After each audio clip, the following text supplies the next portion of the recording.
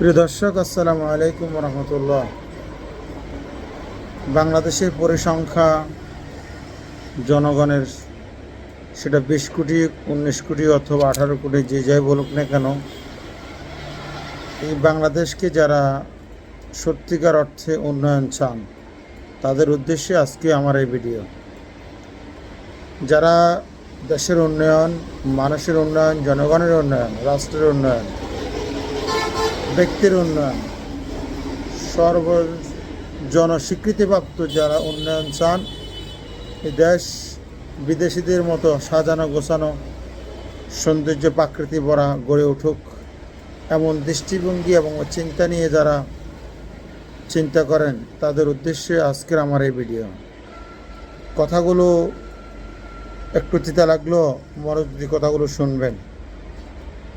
যে কথাটি বলার জন্য মূলত কথা বলতে চাচ্ছি সেটা হচ্ছে এই, একটি ঢাকা বিশ্ববিদ্যালয় নির্বাচনে বিশ্ববিদ্যালয়ের উন্নয়ন এবং কর্মকাণ্ডের যে উন্নতির ধারা শুরু হচ্ছে, তাতে করে আগামী বাংলাদেশ যদি এইরকমভাবে এবং এমন মন মানসিকতা এবং দৃষ্টিভঙ্গির এমন আদর্শের লোকদের হাতে দেওয়া যায়, তাহলে অচিরেই এই দেশটি বিদেশিদের সাথে প্রাকৃতিক বা সৌন্দর্যিকভাবে গড়ে তুলতে পারবে। আপনারা লক্ষ্য করছেন যে ঢাকা বিশ্ববিদ্যালয়ের মতো একটি বিশ্ববিদ্যালয়, যেখানে বাংলাদেশের বাছাই করা যারা মেধাবী তারা ওখানে মোটামুটি লেখাপড়ে আমার যতটুকু জানা, সেখানের মতো বিশ্ববিদ্যালয় ছাত্ররা ফ্লোরে ঘুমায়, খাদ্যের মান নাই, মেয়েদের অনেকগুলো সিক্রেট বিষয়, সিকিউরিটি নেই, ইত্যাদি ইত্যাদি অনেকগুলো সমস্যা। কালের আবর্তনে যারা ক্ষমতা এসেছেন তারা বা ক্ষমতা বসেছেন, তারা নিজের নেতাদের চাহিদা পূরণ করার জন্য মূলত বিশ্ববিদ্যালয়ের তাদের মন গড়া এবং মতাদর্শের লোকদেরকে দিয়ে মূলত বিশ্ববিদ্যালয়গুলো কোনো মতে চলে আসছে। যে বিশ্ববিদ্যালয়ে লেখাপড়া করে বাংলাদেশে রাষ্ট্রের বিভিন্ন দায়িত্ববান হন, এখন আমরা বুঝতে পেরেছি বা চিন্তা করতেছি যে এই দেশ কেন আজকে এই দুরবস্থা। তার একমাত্র কারণ হচ্ছে বিশ্ববিদ্যালয়ে সঠিক শিক্ষা এবং সঠিক নৈতিক শিক্ষা না পাওয়ার কারণে, এবং গতানুগতিকভাবে এই বিশ্ববিদ্যালয়কে রাজনৈতিক প্রভাবশালী লোকেরা ব্যবহার করে আমাদের মেধাকে শূন্য করে দিয়েছে, এবং এখানে অসংখ্য অগণিত নাস্তিক মোরতাদদের বিচরণ হয়েছে। যে পরিমাণ শিক্ষিত সুশিক্ষিত হয়ে আদর্শবান হয়ে দেশের প্রত্যন্ত অঞ্চল পর্যন্ত যার প্রভাব পড়ার কথা ছিল, শুধুমাত্র নাস্তিক্য মতাদর্শীদের নিদর্শনে এবং তাদের চরচরিত্রের কারণে এই শিক্ষা ব্যবস্থা ধ্বংস হয়ে গেছে। যাই হোক, অনেক লম্বা কথা। আমরা ছোটোকালে পত্রপত্রিকা দেখেছি বিভিন্নভাবে যে ঢাকা বিশ্ববিদ্যালয় মেয়েদেরকে বড় বড় নেতাদের তাদের চারিত্রিকহীনতার জন্য এবং তাদের মনঞ্চ করার জন্য বিভিন্নভাবে মেয়েদেরকে হেনস্থা করা হতো এবং কন্ট্যাক্ট করা হতো, যার কারণে অনেক মহিলারা ইসলাম বিদ্বেষী হয়ে ওঠে, তারা মুশরিক হয়ে ওঠে, তারা মোরতাদ হয়ে ওঠে, তারা ইসলামিক মুসলমান দেশ হিসেবে মুসলমানের ঘরের সন্তান হয়ে তারা ইসলামের বিরুদ্ধে কথা বলে। তার একমাত্র কারণ হচ্ছে এইগুলো। তো আল্লাহর কাছে লাখো কোটি শুকরিয়া, 5ই আগস্টের পরবর্তী যাদের আত্মত্যাগের বিনিময়ে পুনরায় আমরা যে স্বাধীনতা অর্জন করেছি, যাদের রক্তের বিনিময়, যাদের কোরবানির বিনিময়, যাদের ত্যাগের বিনিময়, আল্লাহ তাআলা তাদেরকে জান্নাত নসিব করুক। কারণ তাদের এই কোরবানির বা তাদের রক্তের বিনিময় না হলে হয়তো বা আজকের আমরা এই পরিস্থিতির সম্মুখীন হতে পারতাম না। যাই হোক, আল্লাহ যা করে আসলে বন্দার মঙ্গলের জন্যই করে, সে কথাটি বলতেছি। এখন যেহেতু অন্য পরিবর্তনের একটা পরিবেশ সৃষ্টি হয়েছে,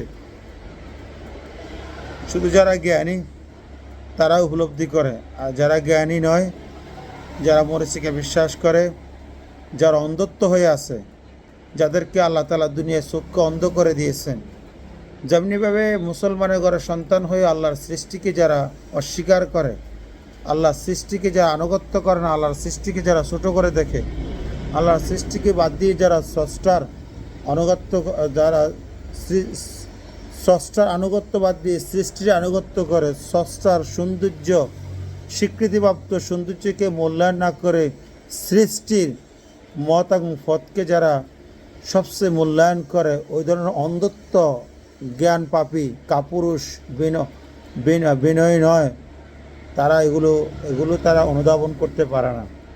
একমাত্র যারা আল্লাহকে বিশ্বাস করে, অদৃশ্যকে বিশ্বাস করে, আল্লাহর প্রতি অবিচল ঈমান রাখে, তারা একমাত্র বিশ্বাস করে এবং তারা আল্লাহর এই বিধিবিধানগুলো মেনে চলে।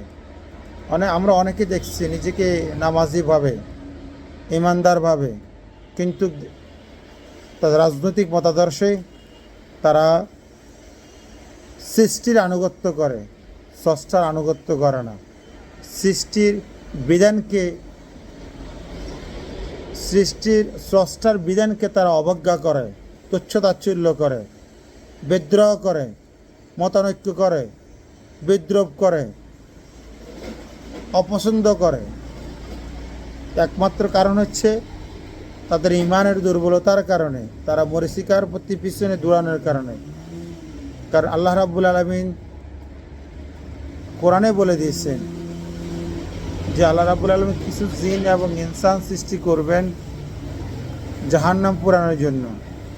তাদের চোখ আছে কিন্তু তারা ন্যায় নীতি দেখে না, তাদের বিবেক আছে, তারা ন্যায় নীতি বিচার করতে পারে না। এরকম অসংখ্য কথাবার্তা আল্লাহ তাআলা বলছেন। তো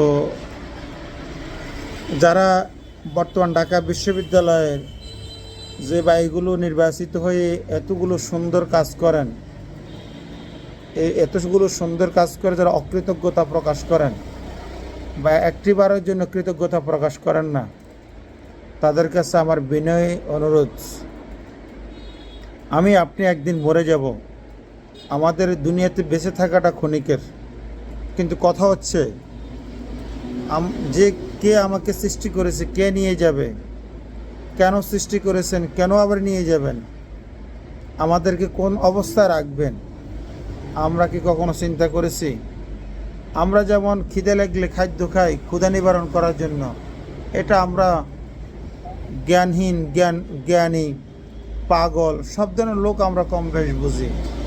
কিন্তু আল্লাহ তাআলা আমাদেরকে কেন সৃষ্টি করেছেন, কী উদ্দেশ্য করেছেন, এটা আমরা চিন্তা করি না। রাজনৈতিকভাবে ক্ষমতার পরিবর্তনশীল যারা, তাদেরকে ক্ষমতার মসনদে বসাবেন, ওই লোকগুলো কেমন হওয়া দরকার, এগুলো আমরা অধিকাংশ লোকগুলো চিন্তা করি না। যার কারণে সামান্য 500, 1000, 2000 টাকার জন্য আমরা যেভাবে ইসলামী মূল্যবোধের লোকদেরকে তুচ্ছ-তাচ্ছিল্য করে, হাই প্রতিপন্ন করে, বিদ্রোহ করে এবং কটু ভাষা ব্যবহার করে, ওই উচ্ছৃঙ্খল, ওই সুদখোর, ওই মদখোর, ওই দেশদ্রোহী, ওই দেশ অর্থপ্রচারকারীর পিছনে আমরা আনন্দ উল্লাস করি। আমরা একটিবারও চিন্তা করেছি আমার এই আমানতদারি, এই ভোটটা আমরা কোন কাজে ব্যবহার করতেছি?